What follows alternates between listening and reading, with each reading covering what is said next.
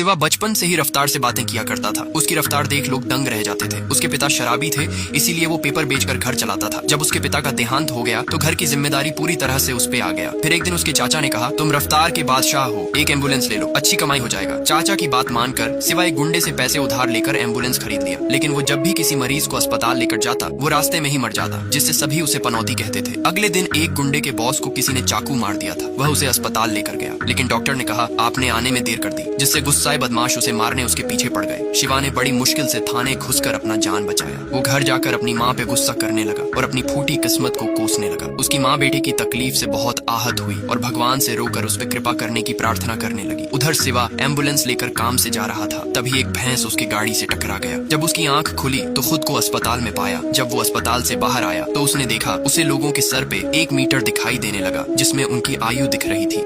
माँ के आंसुओं ने यमराज भगवान को हिला के रख दिया। भगवान ने वरदान स्वरूप सिवा को ऐसी शक्ति दी जिससे वह लोगों की आयु देख सकता था। फिर भी सिवा को अपनी शक्ति पे भरोसा नहीं था। उसने अपनी शक्ति आजमाने के लिए एक आदमी को देखा जो 7 मिनट में मरने वाला था। सिवा ने कहा, तुम्हारे जान को खतरा है, थोड़ा संभल कर रहो। लेकिन आदमी ने उसकी बात का विश्वास नहीं किया और गटर में डूब कर मर गया। फिर सिवा अस्पताल गया, जहाँ एक घायल लड़के को लाया गया। उसने देखा उसकी आयु 82 साल है। तभी डॉक्टर ने कहा, आपके बेटे का ऑपरेशन करना होगा, लेकिन बचने का चांस सिर्फ 5% है। तभी सिवा ने कहा, आप टेंशन नहीं लीजिए, आपके बेटे की आयु 82 साल है, उसे कुछ नहीं होगा। जब ऑपरेशन हुआ तो डॉक्टर ने कहा, आपका बेटा अब खतरे से बाहर है। अब सिवा को समझ में आ गया था वो किसी को बचा नहीं सकता, लेकिन वो अपनी शक्ति से पैसा कमा सकता है। उसने एक नेता को देखा जो जोरों शोरों से इलेक्शन की तैयारी में लगा था, लेकिन उसे नहीं पता था कि वो सिर्फ 7 दिन में मरने वाला था। सिवा उस नेता के विरोधी से मिलकर कहा, मैं तुम्हारे दुश्मन को 7 दिन में मार दूंगा, मुझे इस काम के लिए 1 लाख चाहिए। जब 7 दिन हुआ तो नेता खुद मर गया, लेकिन सिवा ने ऐसे एक्टिंग किया कि उसने ही उसे मारा है।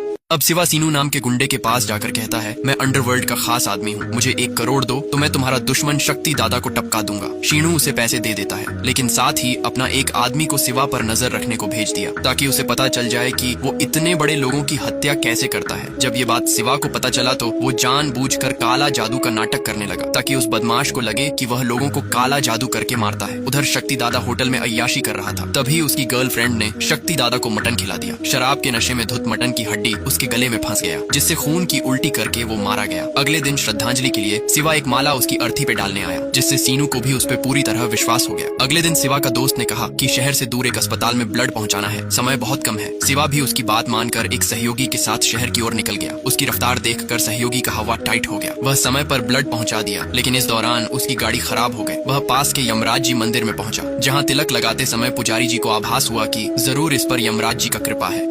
जब सिवा अपनी मंगेतर के साथ सब्जी मंडी गया तो उसने देखा कई सारे बच्चे के साथ उनकी टीचर भी अगले दिन मरने वाले थे। वो सोच में पड़ गया, आखिर इतने सारे